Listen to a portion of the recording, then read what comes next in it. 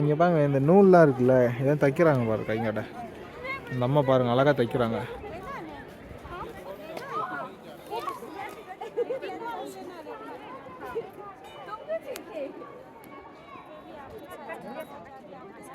இங்கே பாருங்க தைக்கிறாங்க, இப்படி தான் தைக்கிறாங்க.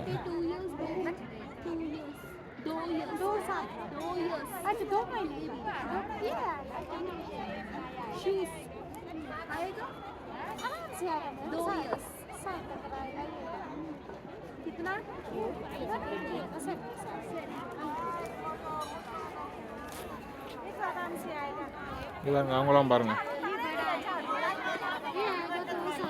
அப்படி தான் தைக்கிறாங்கம்மா.